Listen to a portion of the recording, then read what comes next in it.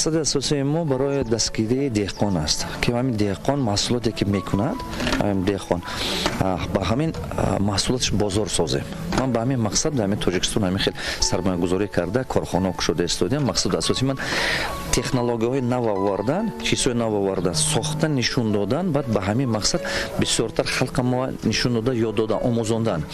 нархи ҳамин истеҳсолоти худи ҳамин сабзавота пас ба фуровардан, помидор, бодринг, болгарский, ман ин чиза поён ба фуровардан. дастгирии ҳукумат ба мо хеле хуб аст. 3 сол пеш аз ин ё 2 сол пеш аз ин гӯш кардам баромади муҳтарам президенти мо гуфтанд ки ба муносибати 30-солагии ватани мо ободӣ кунед. манам орзу мекунам ки як ватанам ба камакам бошад ҳиссагузорӣ кунам. ба ҳамин мақсад аз даст омадам чиза карда истодем. 25 марта президент Республики Таджикистан Эмомали Рахмон в Спитаменском районе также посетил выставку достижений фермеров и современной теплицы в колхозе Достобод-2 в селе Тагаяк.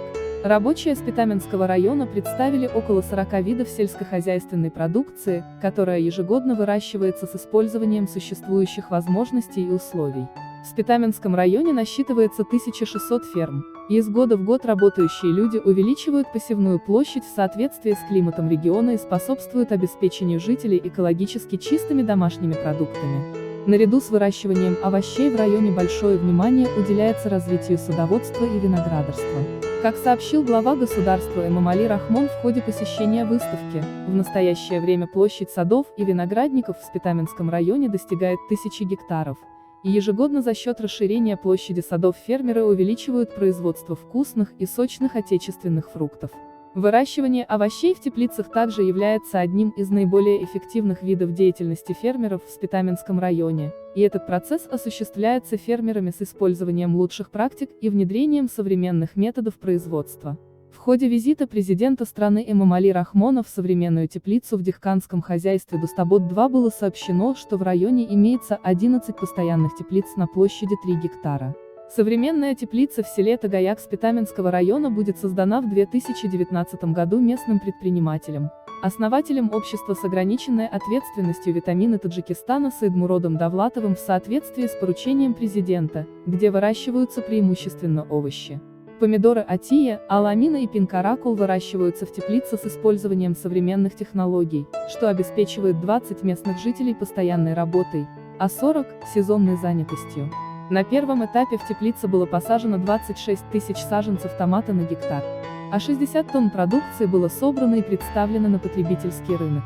Теперь в этом году, используя прошлогодний опыт и разработку новых планов с подбором высокоурожайных семян, планируется вырастить до 100 тонн урожая.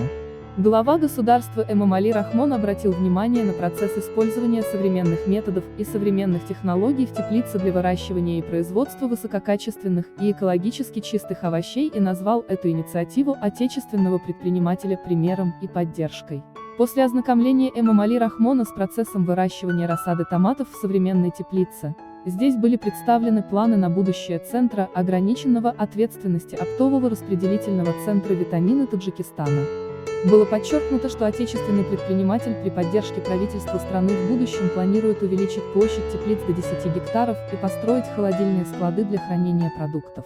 На этой основе планируется построить кирпичный завод, который, наряду с производством строительных изделий, будет использоваться для отопления теплиц. Планируется также построить и ввести в эксплуатацию упаковочный завод и переработку сельскохозяйственной продукции.